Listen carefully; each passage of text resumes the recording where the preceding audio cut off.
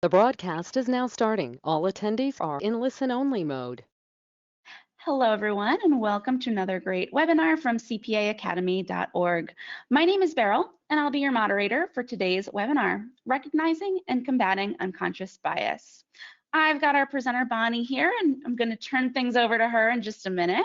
But before we get started, I wanted to go through some housekeeping items and do some quick technical checks to make sure everything is working. First, if you don't mind going to the GoToWebinars questions tab on your control panel and letting me know you can hear my voice and see our title slide. Feel free to let me know what city you're listening in from as well. We always love seeing where in the world you're tuning in from today. If anyone is having any technical trouble on today's webinar, please let me know that in our questions panel. Keep in mind there are quite a few of you here, and I'll do my best to get around to each of you as quickly as I can. This is also where you can put in any questions or comments you have today for our presenter. All right, let me check in on that questions panel. I can see you all chiming in from Michigan, San Antonio, Richmond, Virginia, not too far away from me. I'm also in Virginia, Denver, Pennsylvania, North Carolina. Fabulous. Now that I know that everything is working, let's go through some housekeeping. This is a one CPE webinar. The way you earn credit today is fairly straightforward. Just stay logged in for 50 minutes of our hour-long session and answer the poll questions. We'll have a total number of 4 polls during today's webinar, and to earn full credit, you'll need to answer at least 3 of them. Now, if you're on a mobile device, you might need to click your answer a few times and scroll down to find the submit button. And if you have to log out and log back in for any reason at all, our system will keep track of your time. I wanted to let you know we are recording today's webinar, and the archive along with your CPE credit will be available in your CPA Academy account within 24 hours. We also recommend that you download today's materials, which can be found in the control panel's handouts tab. All right, now that we're all set, that's all from me. Let's welcome our presenter. Bonnie, the floor is all yours. Thank you, Beryl. I appreciate your introduction there. And I appreciate everybody that's attending today. I'm excited to see so many of you here. Saw a couple here from Atlanta, which is where I'm located. And I'm very impressed with those on the in Pacific time zone because it is super, super early where you are. So thank you so much for taking the time to be here.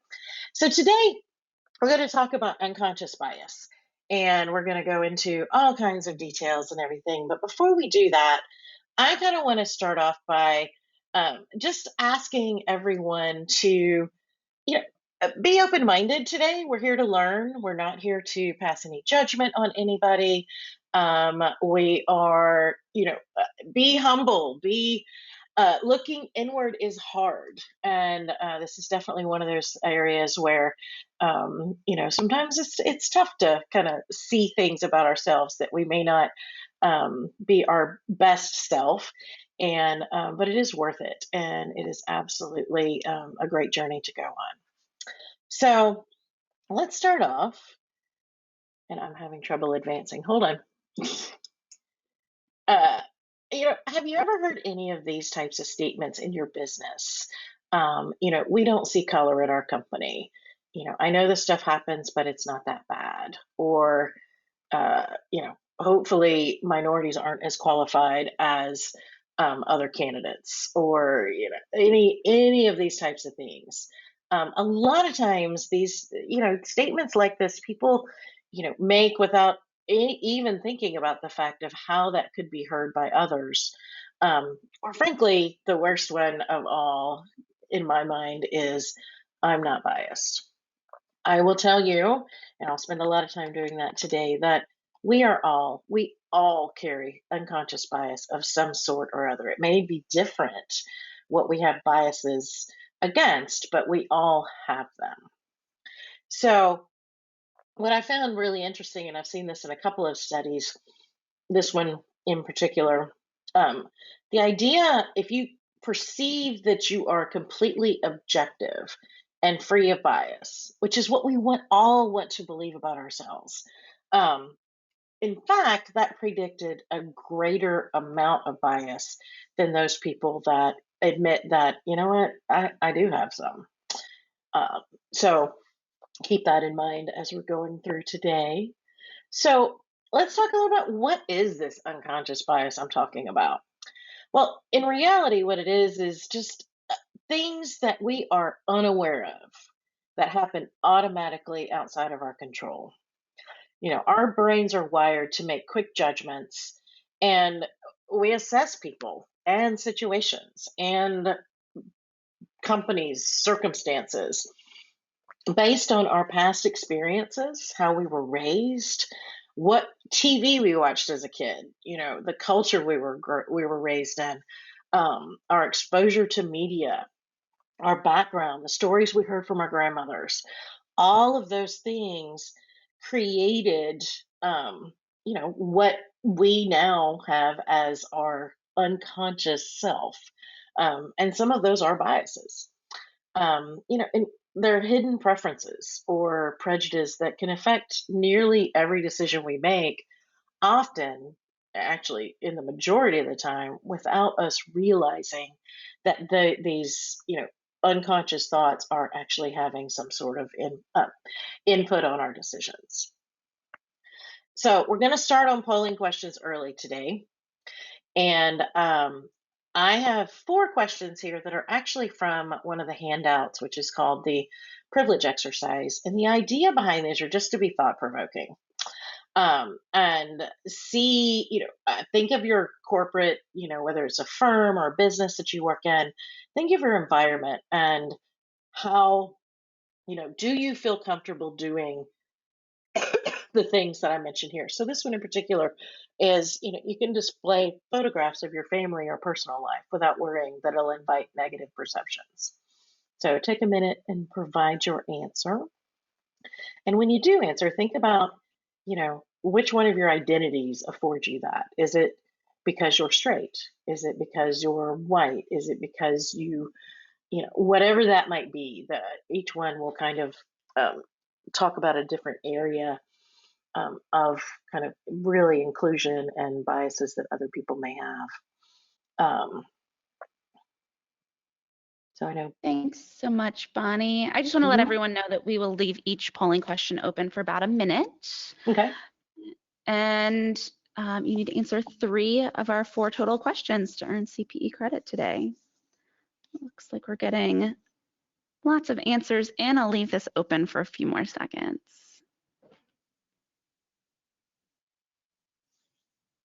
All right, I'm going to close this one down in 3, 2, and 1. Let me share the results. 79% are saying yes, and 21% are saying no. Well, that's excellent, and for the 79%, unfortunate for the 21. And that's actually not an uncommon percentage of answers. But, think about it. 1 in 5 people on this call and potentially in your office, they don't feel that they are in a safe enough environment to display pictures of their family or, personal life. So something to kind of think about as we're moving forward. So I am going to let's talk a little bit about our brains and where unconscious bias lives. So picture yourself driving down the highway. You're listening to your favorite podcast. You're on your way home. When you get there, you're going to have to fix dinner and take care of the kid, whatever your situation is. And suddenly somebody jumps out right in front of you as you're minding your own business, trying to get home, and you immediately you slam on your brakes. You did not think about that response. You didn't kind of take the time to process it like you would say, a math problem or something like that. Your fight or flight kicked in, and your immediate response, without even thinking through it, was, I need to stop my car or I'm going to run into this person that jumped in front of me. Often we would not use the word person in that situation, I understand. So that was not a conscious decision. If we had turned that into a conscious decision, most likely we would have slammed into the back of that car, because you don't have time to go through the whole, oh my, there is somebody that just jumped in front of me. I am going 50 miles an hour right now. If I don't put on the brakes soon, I'm going to slam into the back of them. You don't have time for that. We receive 10 million bits of information every moment. We can only consciously process 40 per minute.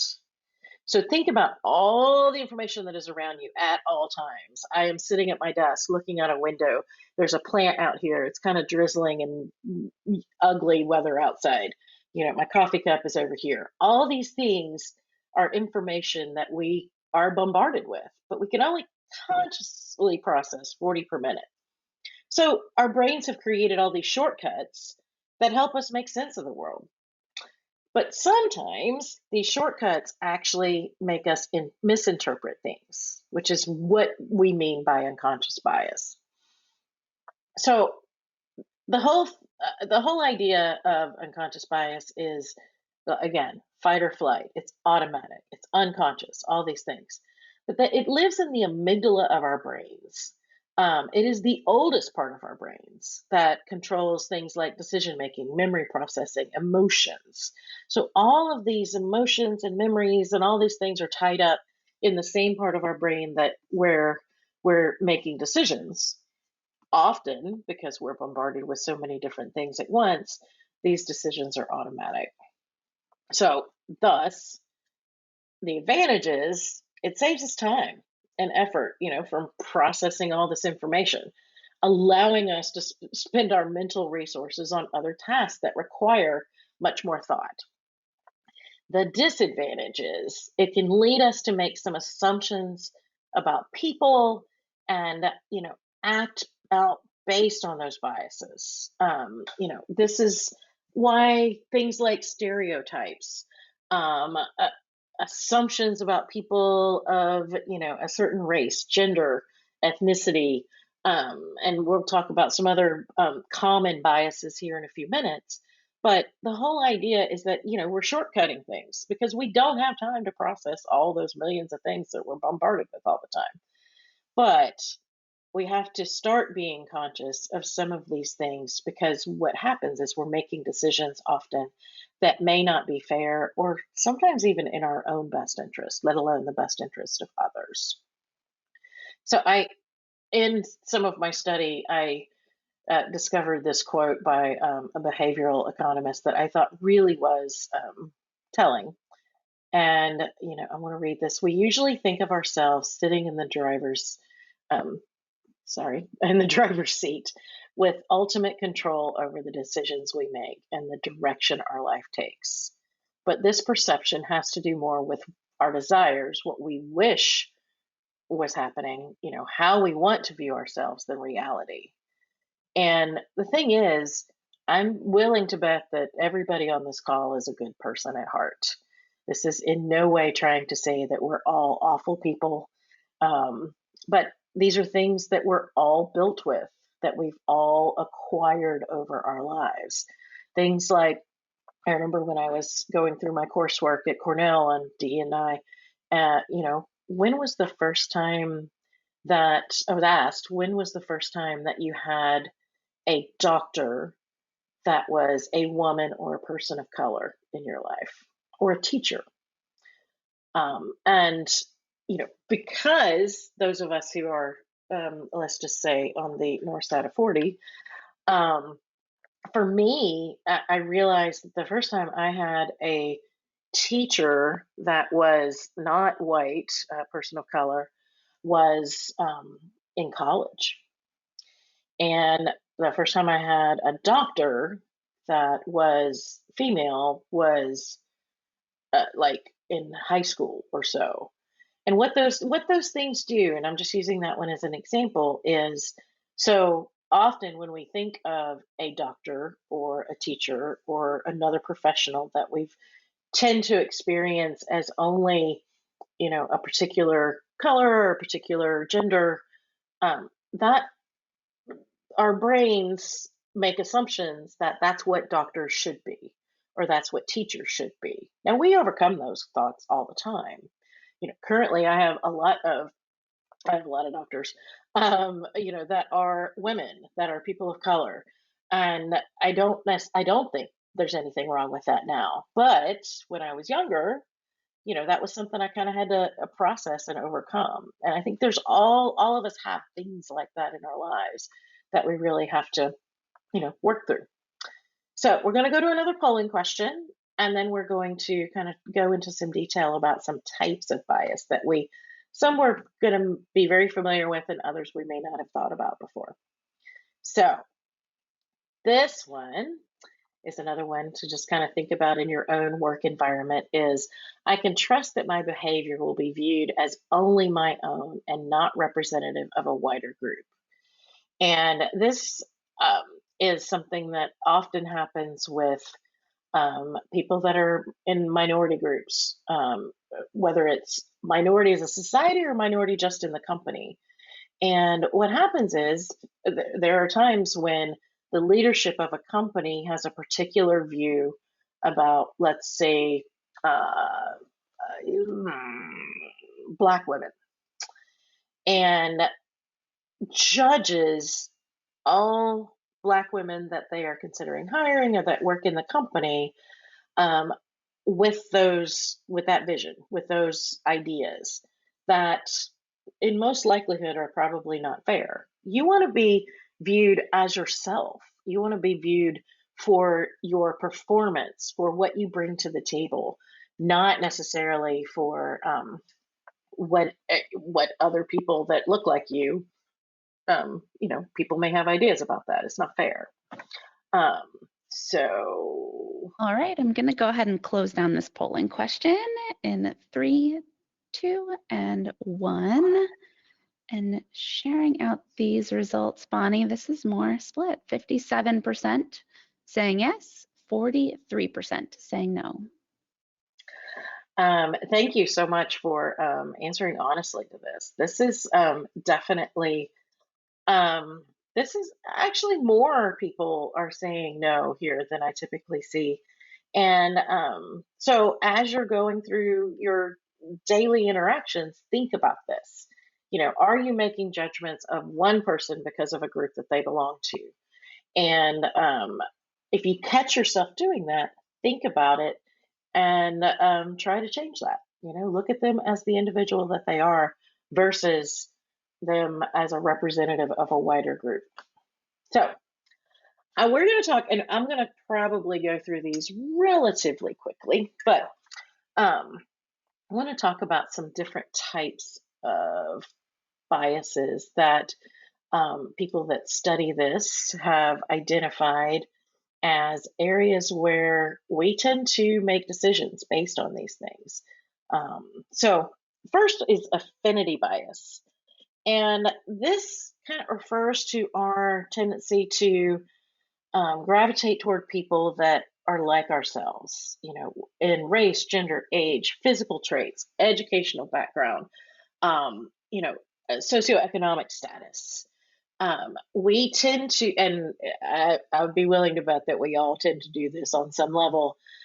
We likes like, and we tend to, whether it's conscious or not, we tend to gravitate toward people that have similar characteristics that we do, in part because we understand, or we think we understand, where they're coming from more so, and it's just more comfortable. Now, ways that we can overcome this, first of all, and I'll say this for all of them, start thinking about who you're gravitating toward, what people you spend time with, or people that you avoid spending time with. Make sure that you're start becoming conscious of some of this unconscious bias that we have, and make sure that, as you're, say, hiring, that your candidate slates contain a diverse mix of people. If you start seeing that everybody that you want to bring in for an interview tends to look the same way or have a similar background, think about why that is. Is it based on actual qualifications for the job, or is it based on kind of biases that you carry about who you would be comfortable with working in the job? So next, we have This one I'm sure we have all heard of is ageism, and it's just discriminating based on age. And people who are considered too young or too old are both impacted by this. Um, and neither one is necessarily fair. I have met young people, in their 20s who are extraordinarily talented and have, knowledge beyond their years of experience. I have met people that are considered, too old who bring amazing knowledge and life experience to the table. So assumptions that we make about age are generally not fair. We should not be judging people on how long they've been on this earth, but on what they bring to the table again, what experience they have. I've seen a number of people, actually not since the Great Resignation is going on as much, but I've known people who have had one career and decide that's not what they want to do and decide to go into accounting. So they're coming into their first job in their 30s or 40s. That doesn't mean that they're not going to be able to perform the job. It's just you're not used to seeing somebody that age group as an associate level at your firm. But they're coming in with a lot of experience from their previous positions. So, as you're thinking about, who you're hiring and do you feel a particular way toward people that are young, the millennial bashing or Gen Z bashing or things like that? Are we lumping people again into categories rather than judging them as individuals? Um, One way to combat this is, and we'll talk about this a little bit later too, is remove graduation and work experience dates from resumes. So you're looking at, you know, what they studied and job experience and the volunteer activities and things like that without figuring out how old they are. Attribution bias. This one is interesting to me because basically it is the idea of undervaluing the accomplishments or overvaluing the mistakes of a group of people that you see as less competent as a whole. And again, this could be something that you are conscious of, that you are just do not care for X type of people. Or, again, maybe you don't care for white men. I'm trying to spread this out. And so, you, uh, if they make a mistake, you're going to say, oh, that was the worst thing ever. Whereas somebody that is maybe a white woman made the same mistake and you wouldn't see it the same way. Or if it's somebody that looks like you may overvalue their accomplishments and not give the same amount of praise or recognition to somebody of another gender or race that accomplishes the same thing. And so one of the ways to get over this is to give honest, detailed feedback to all direct reports that are tied to concrete business goals and outcomes.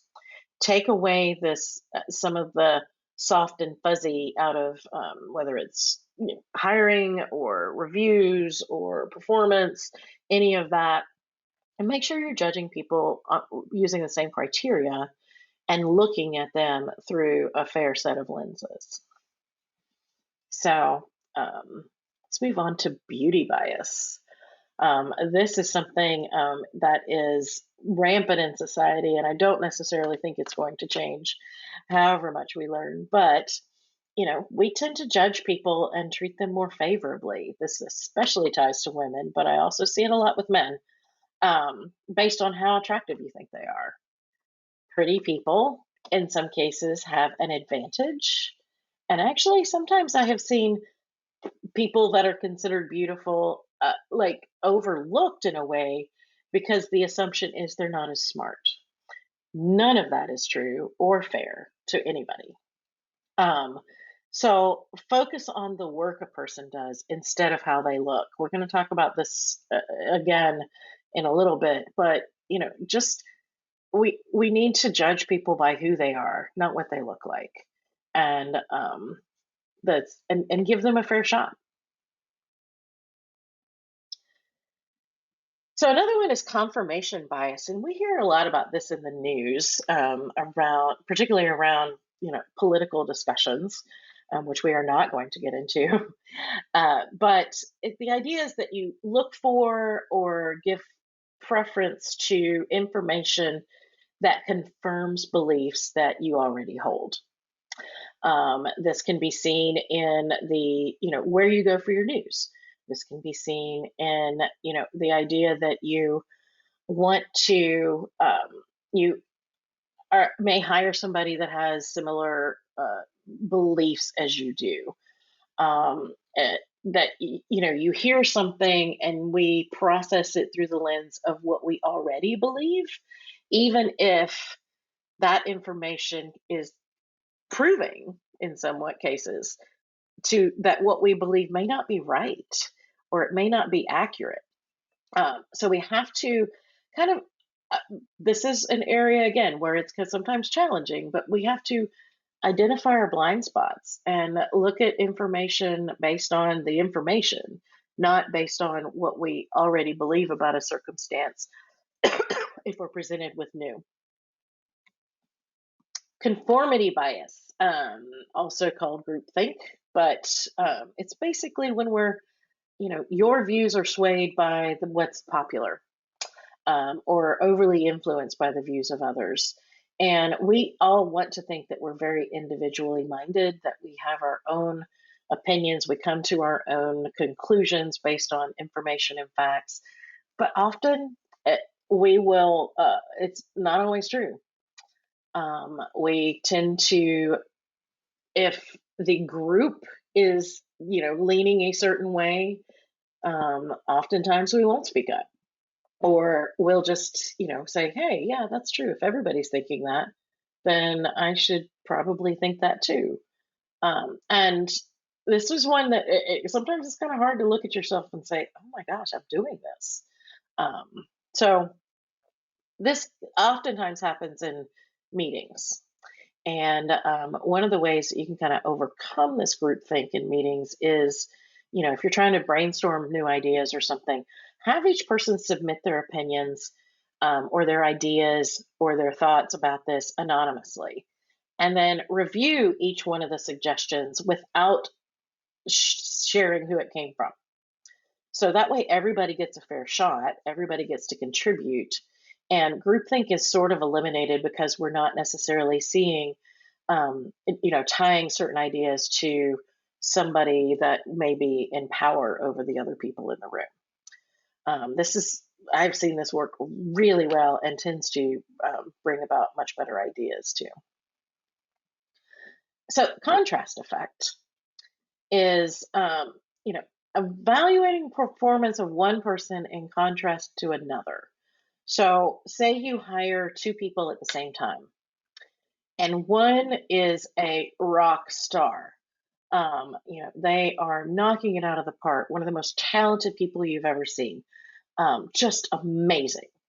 The other person is actually really good too, but it's not necessarily performing, just as crazy off the charts as the person that they were hired with.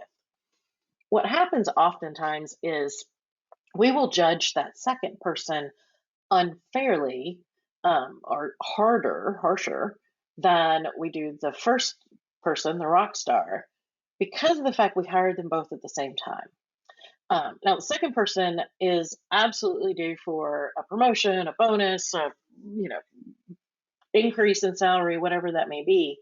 But, because they're being compared to the rock star, because they were hired at the same time, oftentimes that second individual is treated unfairly.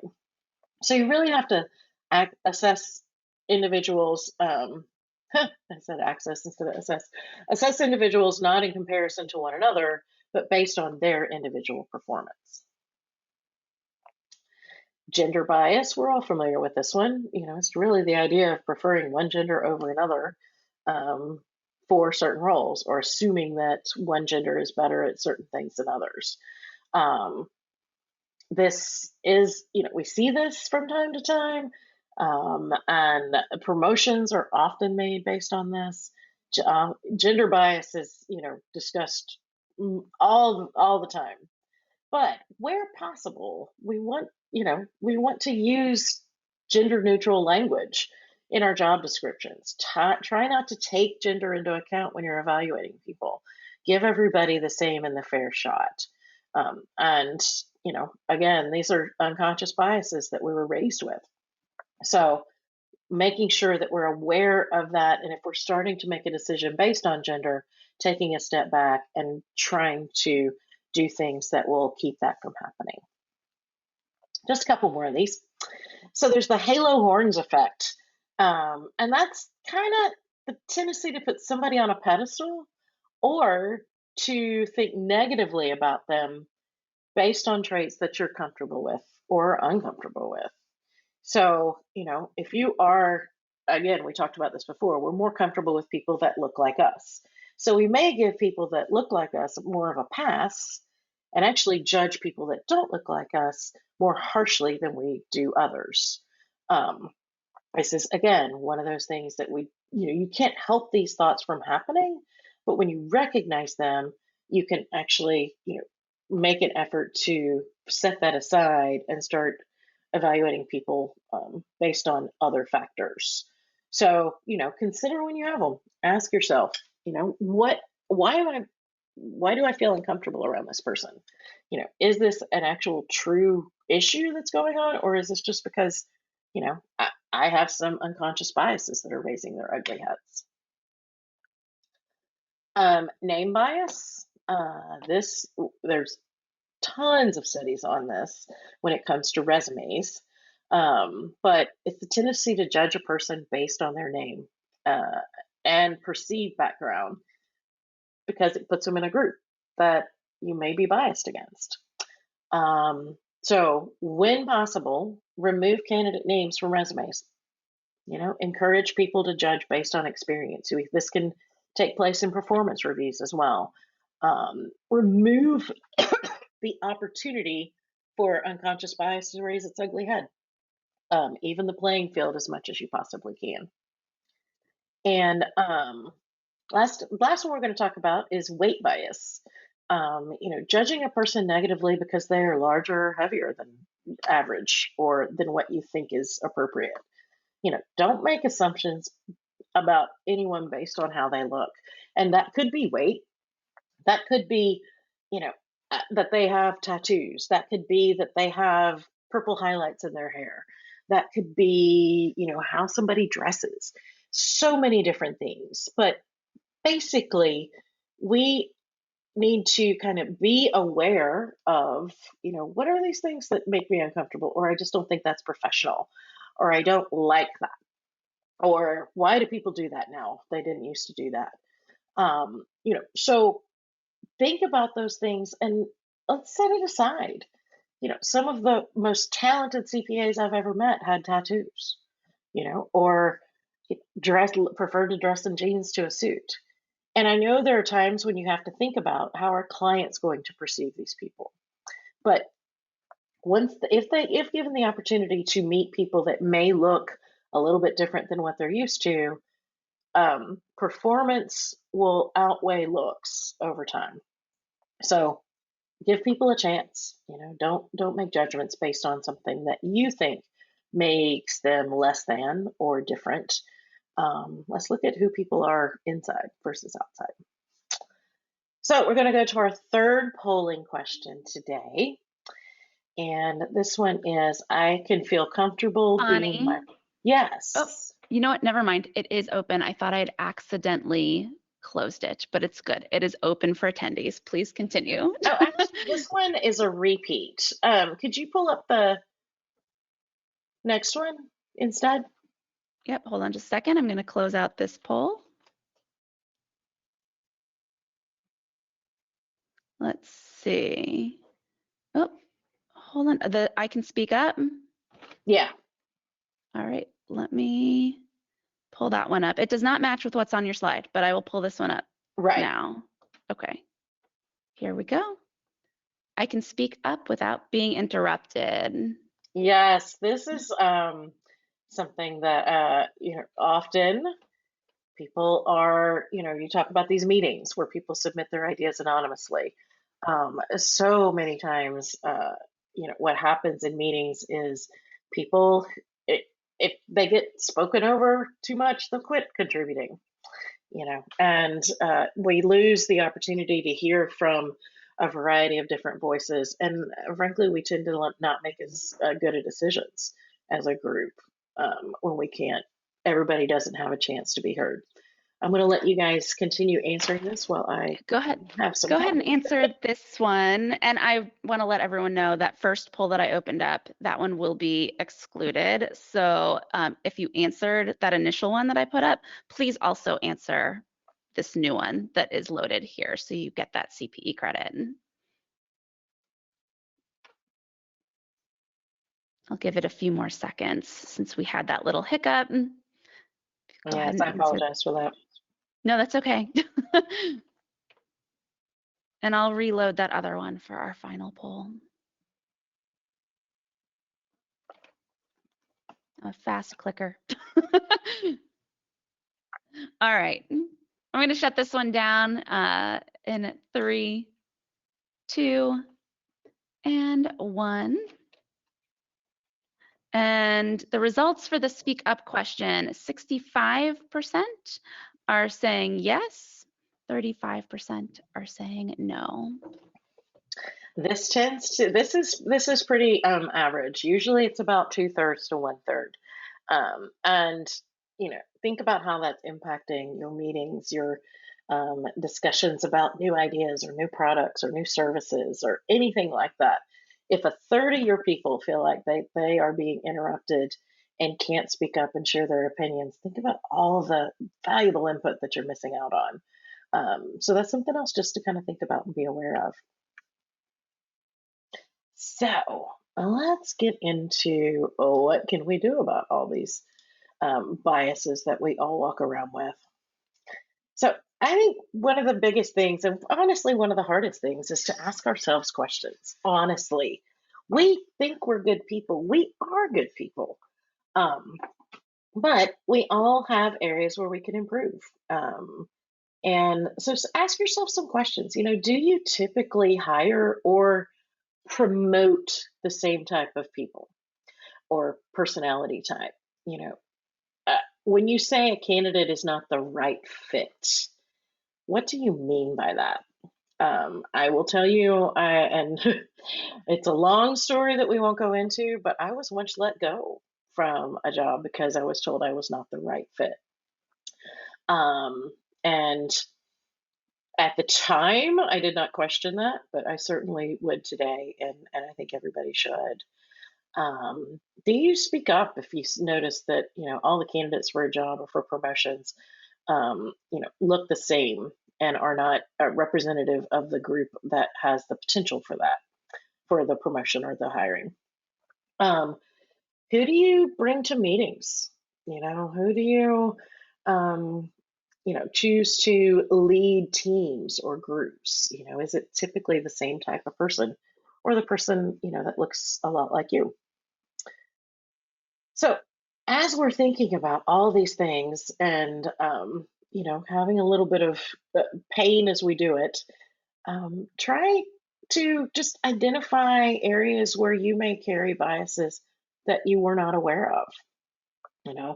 As you notice decisions being made based on these biases, step back and acknowledge that this is happening, and then be intentional about putting them aside. This is not something that happens overnight. This is not something that is going to happen every time you're making a decision with those biases at the helm. But as you start kind of thinking about this and trying to be as conscious as possible about the unconscious biases that you have, you're going to make much better decisions, and you're going to be a much better leader at your company. And call out others on their biases. And there's ways to do this. There's ways not to do this. But when you see, colleagues that you know well, or friends or family members that seem to be making decisions, with biases at the helm or in mind rather than looking at as fairly as possible at the options, there are often ways that you can say, hey, I learned this, and why did you make that decision? Again, you have to do so in a way that's not combative. Like I say, I started out the gate here that I know I have biases and I've been working on myself. And trying to help others do the same thing is an opportunity that you should take when it makes sense. So some of the other things to do, we kind of talked a little bit about this, are you making, be self-aware. Are your decisions snap judgments that you didn't necessarily think through, that may have been made based on, biases that you carry? And again, you can't keep these thoughts from surfacing. They are deep, deep, deep in our brains. And it's okay having these thoughts. This is not something that you should be ashamed of. But if you don't have to continue in that line of thinking. When you become more aware of them and see where your areas are, then you can say, "Oh, wait, you know what? I misjudged that person. That was not fair of me." Um, and look more broadly. You may still come to the exact same decision, but hopefully that decision will be made much more deliberately than a snap judgment. Examine and try and better understand where your biases come from. I've had to do some deep diving into my childhood and conversations with, aunts and uncles and grandparents and, things that we watched on TV and all of those types of things, but kind of think back to, why do I think this way? Was I bullied by somebody in school that had looked a particular way or, acted a particular way or, there's so many things that play into this. But just being more self-aware and questioning your judgments over time, it'll kind of become second nature, and you won't have to be so extraordinarily self-aware about this. It kind of change our decision process making ability. Educate yourself and others. Again, we all have these things. It's important for companies to train team members on how to identify and overcome them. This is not just for leaders in a company, but for your next generation of leaders and people at all levels. It's important that we all understand what's going on and what's leading us to make the decisions that we are. And by reinforcing positive behaviors, you will create a more inclusive and equitable company culture. I did a course last Friday on, defining terms of diversity, inclusion, equity, and variety of others, but honestly, having an inclusive culture at your company, at your firm is uh, uh, right now a differentiator that will um, allow you to keep people more likely and also make you more appealing to new hires. And with all that's going on out in the world right now and the inability to find people, DEI is now being seen as a not only a differentiator but a very positive differentiator. I was talking to a accounting firm in Texas a couple weeks ago who is starting a DEI program within their firm and really being very conscious about their efforts in this area because they're getting asked questions on RFPs. They're getting asked questions by people that are interviewing there. Some as very direct. They had a a woman. Actually, she was Indian, and she's like, I want to get a job where I see a future for myself.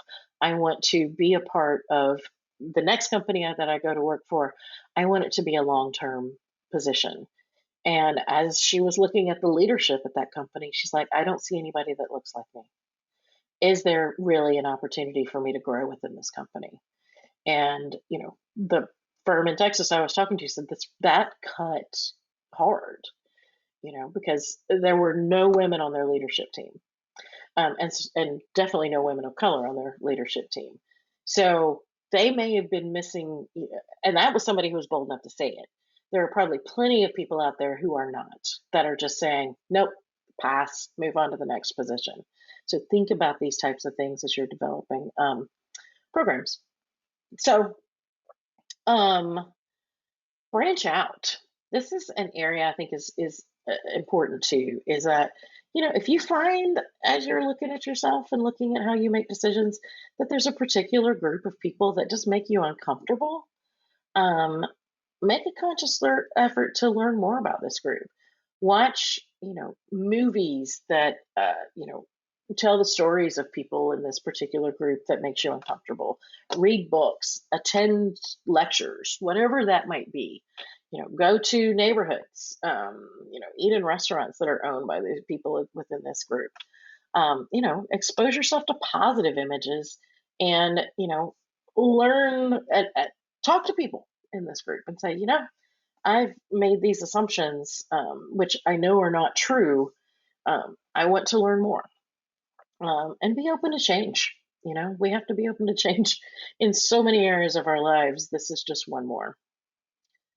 I also, in part of the training employees, train them on how to recognize behavior, that needs to be challenged, and give your employees steps that they take when they see behaviors like this. This is not meant to be a whole tattletale kind of situation, but if you're going to create an inclusive environment, everybody has to be involved in building that inclusive environment. And part of that is to create a place where employees can speak freely and where discussion is encouraged, where we're not judging people, where we're encouraging honesty and understanding that this is a process. This is not a thing that you check off your list. This is something that we, will be working with probably for the rest of our lives on some level, though not necessarily as deeply or as hard as it might be as we first start doing it. So, just one example of something that you can do, and we talked about this a little bit before, was look at a blind hiring process. So where you look at resumes and remove the race, the sex, in some cases, the university, to keep people from seeing an HBCU and assuming that the person is Black, whatever you can do there to evaluate resumes or even people for promotion side by side. And there's lots of studies doing this, but this one in particular that I referenced was the National Bureau of Economic Research that looked at resumes with white sounding names got 50% more callbacks than those with Black sounding names. And that also managers, both male and female, were twice as likely to hire a man for a job as a woman. I think some of these things have evolved to be a little better, but just think of the 50% of people that are Black or another race that you're missing out an opportunity on, and they also, this applies to promotions. This applies to mentorships. This applies to as many things as you possibly can. This is one way to kind of force us to overcome our unconscious bias, while at the same time we're trying to be more aware of what it is that we're using to make decisions. So let's go to that last polling question that we had before.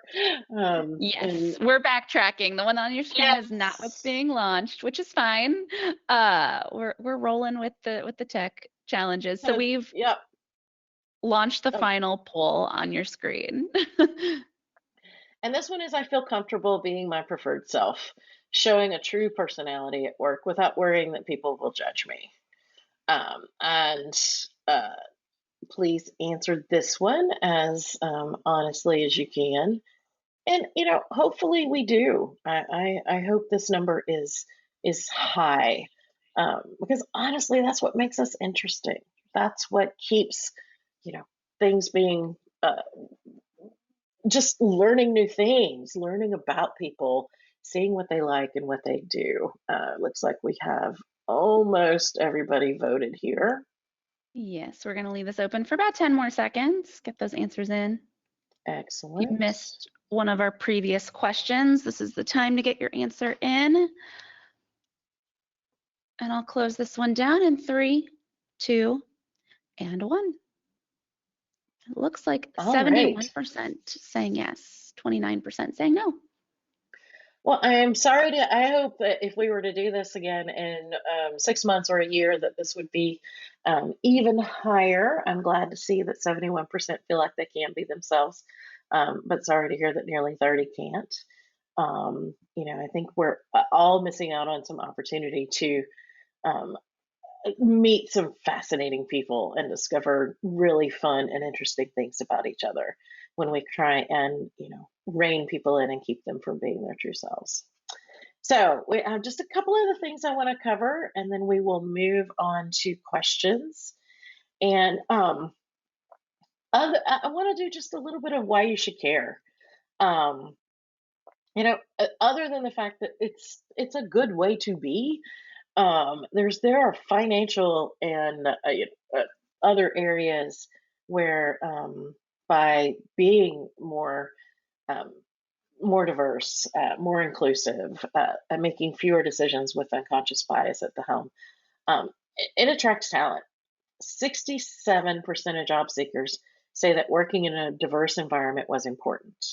That is 2/3 of people want to work in an environment where everybody doesn't look, sound, and think like them.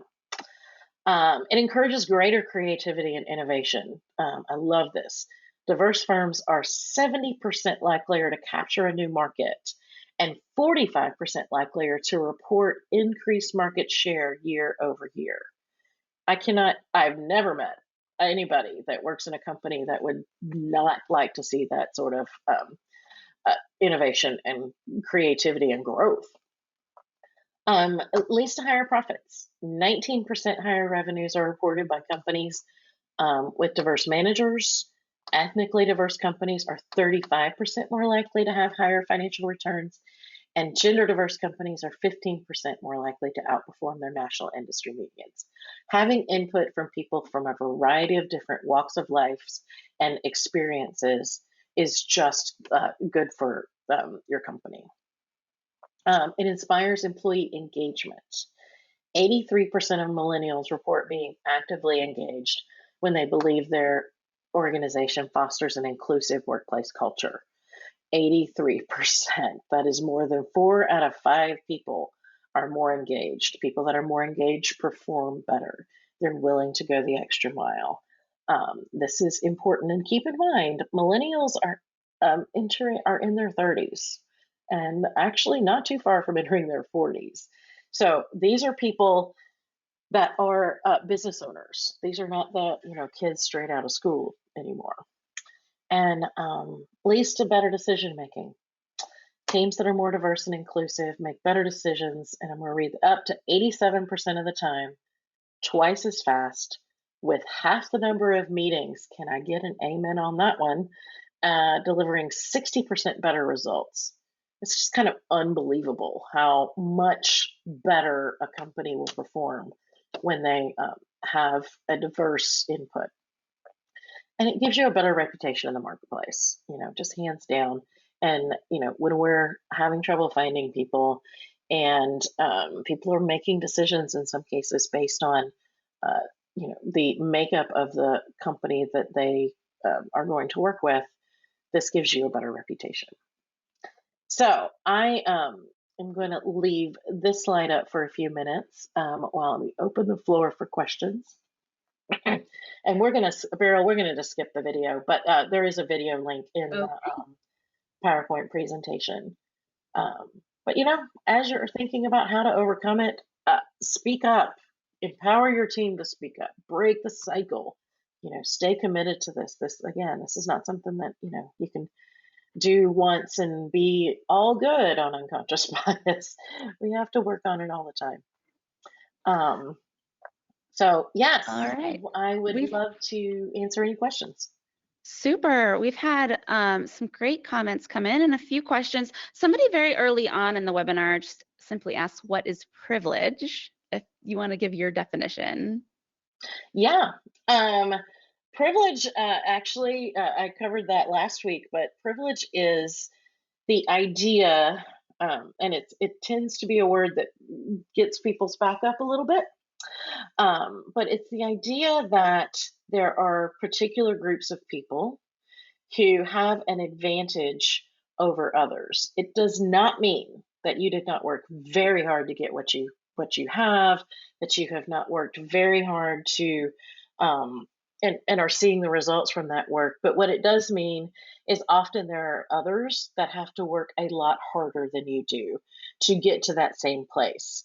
And whether so you generally we are taught not to see our privilege, so we tend to deny that it exists because we're the ones that are privileged. So it basically means there's opportunity there for just looking at what it is that people have to deal with to get to the same place. And those that have privilege, again, work very, very hard to get where they are, but keep in mind that there are others that may have to work a lot harder or overcome a lot of obstacles, more obstacles, to get to the same point that you are. Great. So we had one comment come in that they love not having the names on resumes. It's like The Voice. Look at what experience they have. But someone else did ask, what's the recommendation for this? Would it be to scrub resumes before distributing to the department that's interviewing or hiring? Yes. Generally, and it depends, of course, on your individual business and departments and, HR or something, but a lot of times what happens is somebody that is not involved in the interview process is the person that receives all the resumes.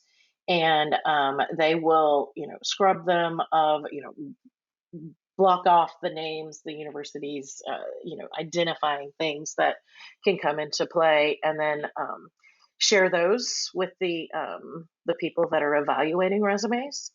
Obviously, once somebody comes in for an interview, that goes out the window, but at least people are given a fair shot and early on in the hiring process. Super. The last thought that came in was a thought that they were surprised that no disability bias was mentioned. Would that fit into one of the other kind of biases? Oh, absolutely. And I will make that addition in the next presentation. Disability is certainly something that we need to be aware of, and just make sure that we are looking at people with all different types of characteristics. I did not necessarily intentionally exclude that one. That was just something that didn't make the slide deck, but I do appreciate you pointing that out. Super. That's about it for questions. Somebody asked that one of your questions that you posed made them consider how they might speak over others. So great thinking happening during this webinar. We are just about out of time. Are there any other thoughts that you want to share before we wrap up today? Yes, I just appreciate you being here, and I hope that something that I've shared today you take with you. I am more than happy to talk to anybody. You have my information, so if you have any questions, more than happy to schedule a time to talk, or we can email back and forth or whatever. I also work with companies and firms in trying to get programs set up, doing training. One of the big things that I think is those that are just starting is to survey your employees and have somebody external do that. I can handle that. There are plenty of other people out there that can as well, but I just encourage you to kind of take this information and take the next step within your company as you move forward. Super. Thank you so much, Bonnie. We appreciate having you with us today. And Absolutely. with that, Yeah, and with that, we've come to the conclusion of today's webinar. We here at CPA Academy will process your credit later today. That, along with a copy of this webinar and handouts, will be available in your CPA Academy accounts within 24 hours. And if you look in your email inbox, you will also find the evaluation link for this webinar. Thanks again to our wonderful presenter, Bonnie Russick. We're appreciative of your time and insights. And warm thanks to all of you in the audience for your participation today. Please check the schedule on our website for additional information, and we hope to see you on a future webinar. Have a great day, everyone.